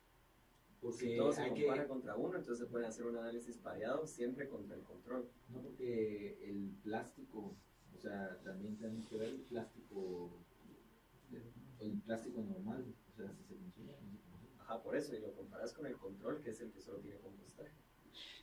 Pero digamos que el problema de comparar de uno con, porque al final las pruebas es comparar uno contra otro, pero cuando solo lo hacemos entre ellos dos, ya cuando vamos haciendo las otras parejas, el error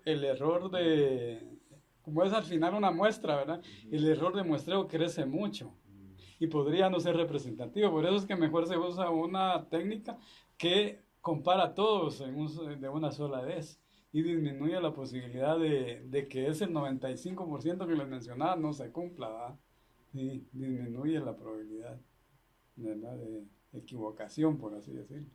Porque digamos que lo que usted dice es la prueba T, digamos que se compara parejas. Ah, para pareados. No, yo en Sí. realidad me refería a que usáramos una NOVA, pero no meter los demás controles, porque esos demás controles realmente no nos van a aportar mucho si al final lo que queremos medir es la biodegradabilidad de la bolsa que queremos evaluar y otras bolsas comerciales. Al final cada uno de esos se considera un tratamiento o una intervención. Entonces todas van a entrar dentro del análisis de varianza. Sí, Incluyendo el control. sí, todos. Pero lo que yo no entiendo es por qué en el análisis de varianza, que incluye todas, meter otros controles. Sí, lo Porque que... esos controles no sabemos entonces si son controles en realidad o son solamente otro tratamiento. Sí, lo que pasa es que No, la es que, curiosidad... vean, lo que pasa es de que el control, el primer control, que es el de solo compostaje, nos sirve para medir la diferencia que hay entre la producción de carbono, Ajá. ¿verdad? Ahora, entonces ya con eso, el que tiene plástico, o sea, es el que es otro tratamiento para... O sea, Si solo hay un control nada más y o sea, los el demás control Sí. es solo el compostaje. En realidad el control solo es el compostaje, Ajá. porque los otros Los otros sirven son para- como para también indagar cuál es su comportamiento. Sí, eso es lo ¿Verdad? que quería llegar. Que Sí. no es, así como habían dicho, controles Positivo, negativo. Entonces, por eso, pero en Lo que realidad pasa es es que otra estamos intervención. partiendo de la premisa de que esos no deberían liberar, pero en realidad es otro tratamiento, ¿no? Sí. Ah, bueno. Ujú. Y bueno, si ya a 500 años tal vez sí ya podría haber, Al final, entonces, degradable. ya había poder, ahí sí hay confusión, ¿no? Bueno, ¿y qué pasó aquí? Sí. Bueno, y ahora el otro del de la zona 3 era usar toneles, ¿verdad? con material del basurero. O sea, queremos ver qué pasa en condiciones de un relleno sanitario.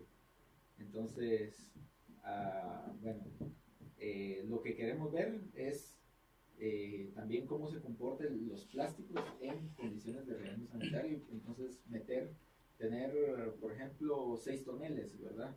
Que ese sería, cada uno de los toneles sería un tratamiento, ¿verdad? Ajá. Y poner ahí, Estos mismos plásticos del mismos primer plásticos. experimento. ajá, Ya, meterlos en los 6 toneles. ya. O sea, una muestra de cada uno de los plásticos, ¿verdad? Que serían 5 plásticos. O sea que aquí lo que estamos haciendo es sustituyendo el compostaje con material de la zona 3, digamos. Sí, ajá. Ya. O sea, es Pero lo no mismo podemos- entonces. Pero en este caso no se puede evaluar carbono, sino que lo que se evalúa es pérdida de masa del plástico. Ah, ya. ¿Ya? Pero igual es una variable cuantitativa y que ustedes tienen su método para medirla y todo, ¿ah? Ujú. Sí, es el mismo experimento, solo que, sí, Pues digamos, la diferencia es que en el de laboratorio, Ajá. en el beaker solo va a haber un tipo de plástico, digamos. Ahora en el de relleno sanitario, en un tonel, puede haber. vamos a poner todos los tipos de plásticos que vamos a probar. Ah, en un solo tonel van a meter todos. Y hacer seis toneles en los- Réplicas. O sea, en el mismo tonel van a meter los biodegradables y los no, Ajá. Sí. y los no degradables, digamos. Es que lo que pasa es de que si metemos, por ejemplo, si agarramos una muestra del relleno sanitario, ¿verdad? Y lo ponemos en un tonel, y así lo hacemos en 6 toneles, y si ponemos diferentes, o sea, si yo pongo un plástico en este tonel y otro plástico diferente en otro tonel, ¿cómo hago para controlar que en un tonel no vaya algo diferente a lo que está en el otro? ¿Ya? Que las condiciones, que por alguna razón las condiciones de un tonel vayan a ser distintas, que hagan A que las se del degrade otro. más rápido, ¿verdad? Entonces, Sí. para reducir esa variabilidad, o sea, entonces yo le proponía a aquel que deberíamos de poner los 6 plásticos en un mismo tonel. O sea, tener el control, por ejemplo, el polietileno es el control, con los otros 3 plásticos en un mismo tonel y hacer 6 réplicas en 6 toneles con muestras del relleno sanitario, ¿verdad?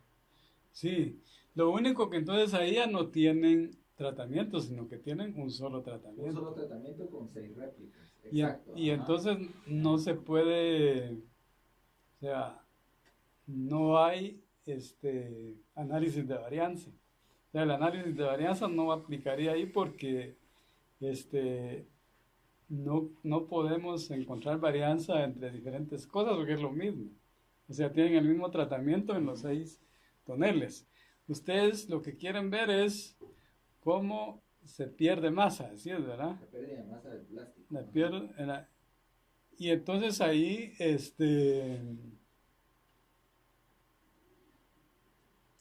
lo que podrían hacer es y entonces si obtienen valores diferentes, ustedes quisieran más bien ver el comportamiento de la pérdida de masa, ¿verdad? Sí, En a ese través de- material ajá. a través de diferentes muestras, por así decirlo, en 6 muestras. Ujú.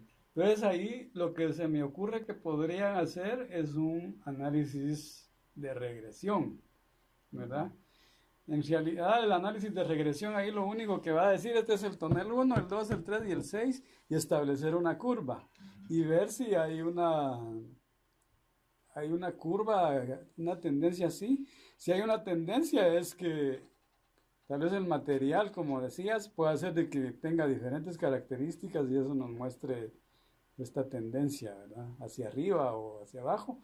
O de repente va a salir una línea recta, que es lo que esperaríamos, y tomar esa como la media de pérdida de masa en esos toneles, ¿verdad? Sí. Pero vamos, habría que hacer un análisis de regresión para cada material. No porque los materiales van a estar juntos, todos, ¿verdad? O no sé cómo es que se mide la pérdida de masa, tal vez ahí O es... sea, es que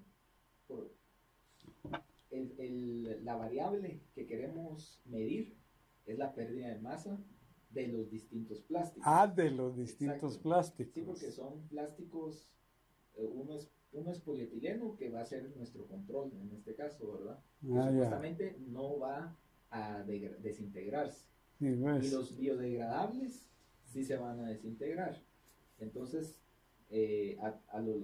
a través del tiempo tendríamos que evaluar cómo va perdiendo, cuánta masa se va perdiendo en cada uno Ah, de ya. esos, Va, entonces ahí se establece una curva para cada para material. cada material, Sí, ¿verdad? lo único es que para un análisis de este tipo, sí, 6 son muy poquitas, ¿verdad? Bueno, serían 6 en cada tonel, o sea, serían, por eso son 6 No, eventos.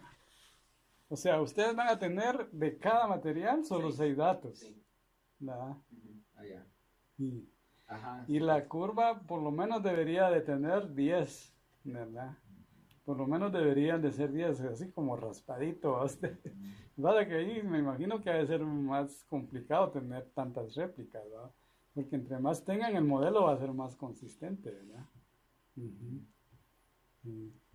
Sí, Pero yo creería que ahí no, o sea, la regresión lineal no va porque en realidad lo que ellos quieren ver nada más es establecer si hay diferencias significativas entre que sea de este material. también quieren o probar no. los materiales, o sea, es Sí, ajá. un material con respecto al otro. Exacto. Sí, pues es otra hipótesis. Ajá. O no ANOVA, pero te estudien, puede ser porque lo que queremos al final es el promedio de pérdida. Sí, entonces Medida ahí sí, de- es que yo no había agarrado la idea de esa hipótesis, porque ahí sí podemos usar TDStudent, Ya. Sí, pero igual, mínimo 10 datos, sí, ¿verdad? tal vez habría- Y ahí sí, en la TDStudent sí es por parejas, ¿verdad?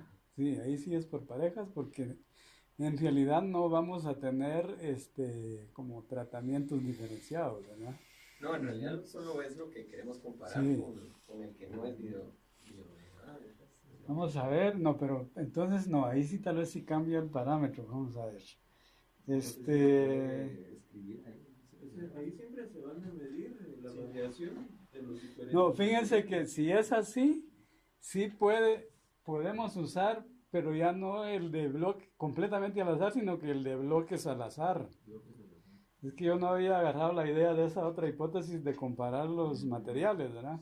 Entonces, bloques al azar, en donde cada tonel va a ser una repetición, Pues, ¿verdad? ajá. Ahí sí. Y ahí sí igual tendríamos 18, ¿verdad? Solo que como es bloques al azar, le tenemos que quitar el efecto de bloque y tiene que subir el número de repeticiones, ¿verdad? Y podrían ser 24, ¿verdad? Para que quedemos en el mínimo de 12 siempre, ¿verdad? Sí. Perdón, 24, 8, digamos en este caso, ¿verdad? Porque en el mismo tonel van a estar todos. Entonces podrían ser 8 repeticiones, ¿verdad? Sí. Sí, pues. Y si aplica el análisis de varianza con F de Fisher nuevamente, ¿verdad? Bueno. Sí. De todas maneras, vamos a ir desarrollándolo Sí. más y tal vez te molestamos. Claro, ahí estamos a la orden. Gracias. Ujú, Buenísimo. ujú. ¿Alguna otra pregunta?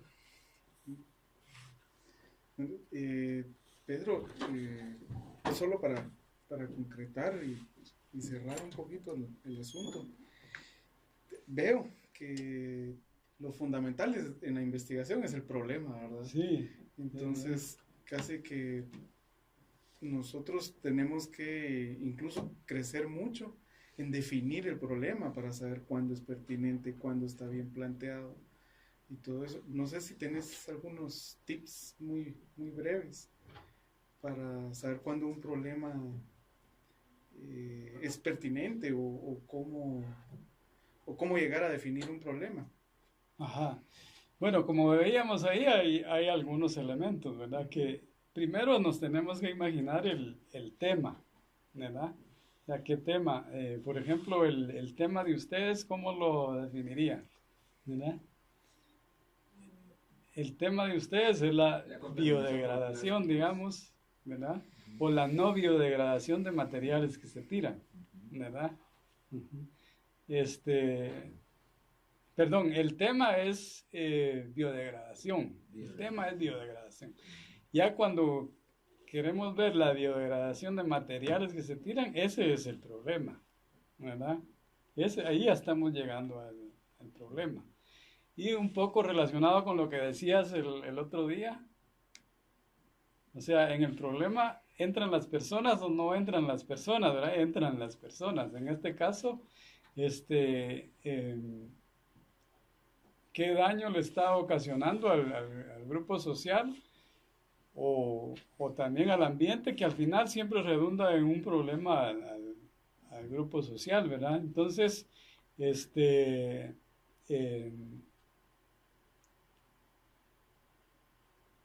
como decíamos, las fuentes para identificar el problema puede ser la experiencia misma de investigadores o revisión bibliográfica.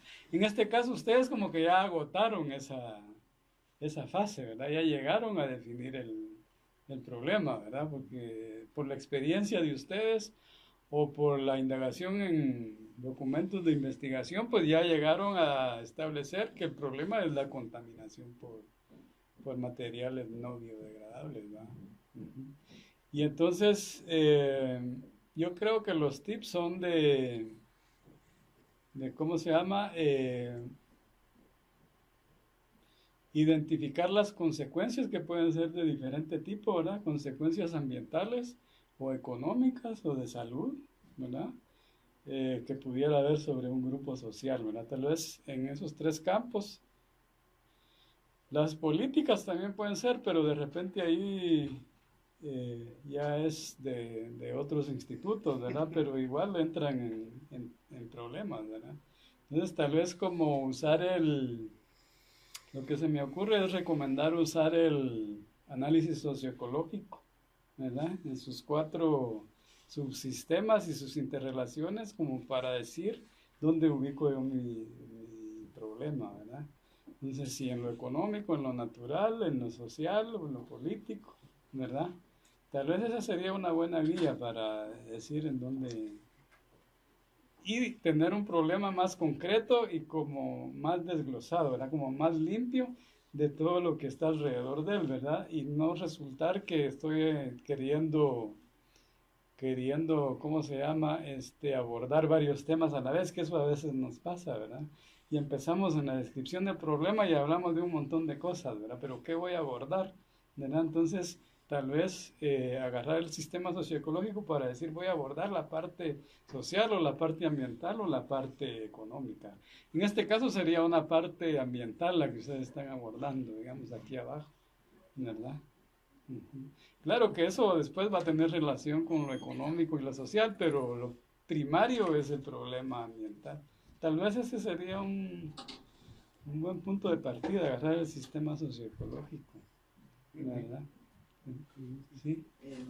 No sé si has tenido alguna experiencia sobre el tema del abordaje de la investigación transdisciplinar bajo el método científico, por ejemplo, cómo abordar el tema de la pobreza desde un enfoque multidimensional. Entonces, si eso al final requiere una generación de cierta cantidad de hipótesis que responda a esa transversalidad o... Sí, fíjense que a veces la hipótesis es la misma, ¿verdad? Pero eso de transdisciplinariedad es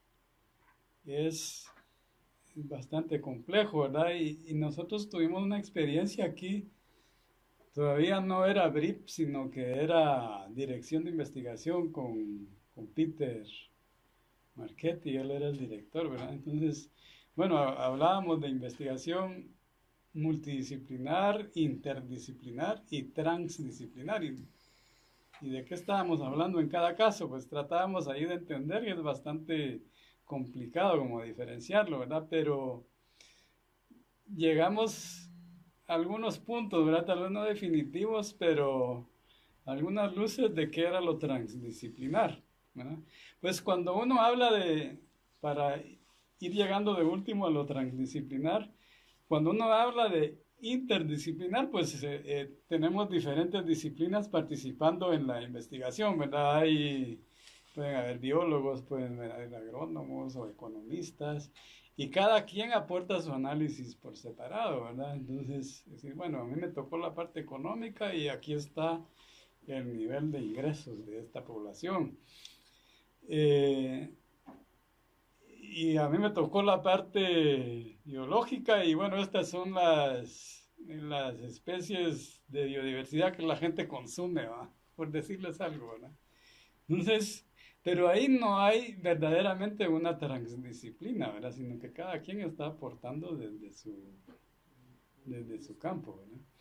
Entonces, transdisciplina, como llegamos a entender nosotros en aquel entonces, es que los investigadores entran al campo del otro investigador para plantear las hipótesis o las categorías de investigación, lo que sea, desde este otro punto de vista, combinándolas con el otro punto de vista. Entonces, un ejemplo que nosotros poníamos era el de las cuentas ambientales que hicimos en el IARNA, ¿verdad? Las cuentas ambientales lo que buscan es determinar la contribución a la economía nacional de los recursos naturales, ¿verdad? Y una cuenta que hicimos en el IARNA fue la de bosque, ¿verdad? Y entonces habían economistas y nosotros que somos de recursos naturales, ¿verdad? Forestales, ¿verdad? Y entonces el economista sabía cómo calcular el PIB, ¿verdad? Que es el Producto Interno Bruto, por cada una de las actividades que el banco define, ¿verdad? Entonces, ya sea por el lado del gasto o el lado del ingreso, le llaman ellos, ¿verdad? Él podía determinar el PIB, ¿verdad? Pero no sabía qué categorías del bosque estaban inmersas en esa definición del PIB para llegar a ese valor, ¿verdad? Y entonces, yo como forestal sí sabía esas categorías, ¿verdad? Sabía que había bosque latifoliado, que había bosque de coníferas, que había bosque árboles que no eran bosque realmente, sino que eran árboles dispersos. Y esas categorías no las conocía el economista. Y yo no sabía tampoco cómo calcular el PIB y ahí tuve que aprenderlo de los 3 métodos, el método del gasto, el método del ingreso y el otro ya se me olvidó, ¿verdad? Pero eran 3 métodos para calcular el PIB y todos llegaban al mismo valor al final, ¿verdad? Resulta que las categorías forestales tenían que ver de cómo se calculaba el PIB, ¿verdad? Desde cómo medir los árboles, cómo calcular su costo, porque era diferente en las categorías, ¿verdad? Y eso ya lo determinamos entre los dos, entre el economista y yo, por así decirlo. No éramos solo dos, pues, sino que éramos un equipo, pero por decirles algo, entre el economista y yo, determinamos cómo esas categorías de bosque podían influir en un mayor o en un menor PIB, ¿verdad? Y entonces, al final lo que les quiero decir que si nos hubiéramos planteado hipótesis desde el punto de vista forestal para decir cómo influía en el PIB, yo no lo hubiera podido hacer, ¿verdad? Porque no sabía ni cómo se calculaba el PIB. Y el otro tampoco hubiera podido establecerlo porque no sabía qué categorías habían de bosque, ¿verdad? Entonces, tanto el economista tuvo que entender las categorías mías de bosque como yo entender el proceso de cálculo del PIB. Y yo creo que sí influye en la forma en que podemos plantear las hipótesis, ¿verdad? Porque aborda los dos campos del conocimiento, ¿verdad? Para establecer relaciones claras, ¿verdad? Si no, podemos estar estableciendo relaciones que no sirven para nada al final, ¿verdad? Entonces, para establecer relaciones interesantes, sí tenemos que estar metidos en el campo del otro. Y yo creo que al final de todos los ejemplos que presentábamos, porque Peter nos podía llevar ejemplos, ¿verdad? De la cuenta de bosque fue el que mejor aplicó para lo que podría ser una investigación transdisciplinar. Pero es bien complejo ustedes porque solo ponernos de acuerdo en las categorías, tanto del PIB como de bosque, nos llevó 6 meses, ¿verdad? Y no habíamos generado ni un dato ahí. Y nos preguntaban mucho, ¿y la cuenta? ¿Y el POA? ¿Y la cuenta dónde está? Y nosotros todavía poniéndonos de acuerdo en las categorías, ¿verdad? Pero es complejo, ¿verdad? Sí. No sé si con eso. Sí. Bueno, entonces, si no hay comentarios, pues les agradezco No, a vos. Muchas gracias otra vez.